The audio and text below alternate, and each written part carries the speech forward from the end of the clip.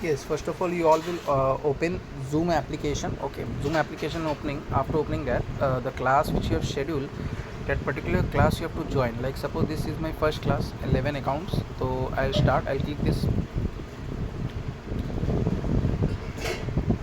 mic and camera can be turned off while joining. We can turn off while joining, and after joining, it's upon us to switch on the camera if we need for showing any pictures or any particular thing.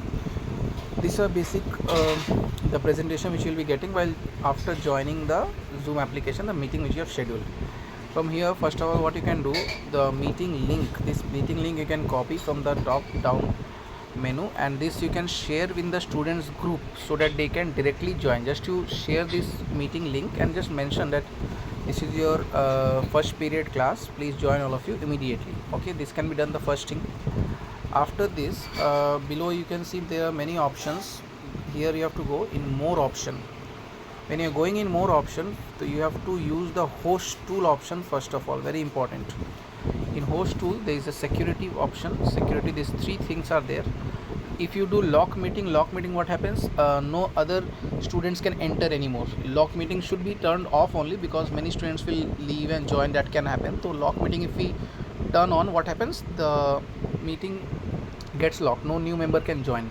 Waiting room is just like a filter, means in waiting room, suppose a new student is joining, in waiting room they will come first, and from there you have to, as a host, you will allow, then only they can enter the meeting. Okay, it is just like a filter purpose. Okay, means two-way entry purpose, means directly if you turn off this waiting room, what happens, those who are having this link, they can directly join, no need of any kind of permission from the host.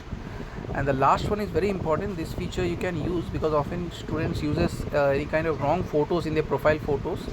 So this, if you click hide all profile picture, what happens, whoever are participant or the host, their profile pictures get hidden. As you can see, as I have turned on, my profile picture is also not showing. If I turn off, then it is showing. Okay, so this feature can be used to turn off all the profile pictures. After this security, then the most important is participant section. In participant section, share screen, this option, participant can share screen, it should be turned off. Chat with no one can chat with anyone, this also should be turned off. Rename option should be turned off. Then unmute, this feature, if you're allowing participant to unmute, what happens, they can unmute themselves and speak. In lower classes this feature can be turned on, but in higher classes many of the students try to create a nuisance by using this feature. So if you this one participant, if you turn off this feature, what will happen, no participant can unmute themselves. Okay, so it depends upon the teacher what they want, but if you turn off this, what will happen ultimately, no participant, means apart from the host, no one else can speak. So this is that option. Start video should also be turned off. Share whiteboard should be turned off. Then share notes also should be turned off. Record to computer should be turned off. Request to record to, this all should be turned off. Okay, this also can be turned off. Yes, so this was the most important. This all teachers should use this, because to avoid any kind of nuisance happening in the class. After this section, if we move on, these are the general section, this is no required. Host tools we have done. Then there is an option, here we have the option of participant. In participant section, if we click, we can get and we can see the number of students who have joined.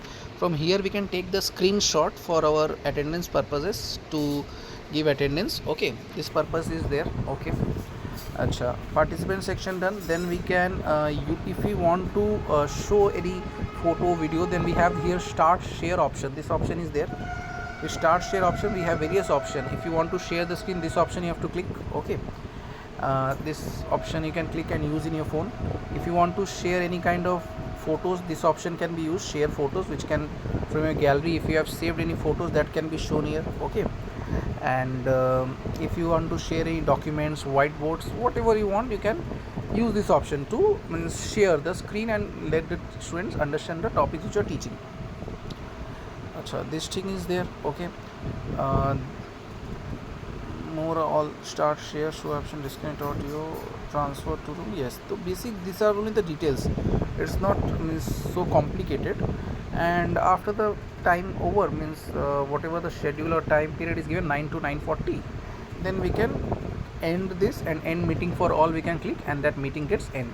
Okay, just in the beginning kindly keep it in mind that when you are joining the scheduled meeting, from there you first of all share this link in the group, so that students don't have to search the Excel file particularly for joining their class. Okay, as soon as you join and you're waiting for the students, so from here only you can click and copy the meeting link and share in that particular class group and just mention to student join this link for your first period.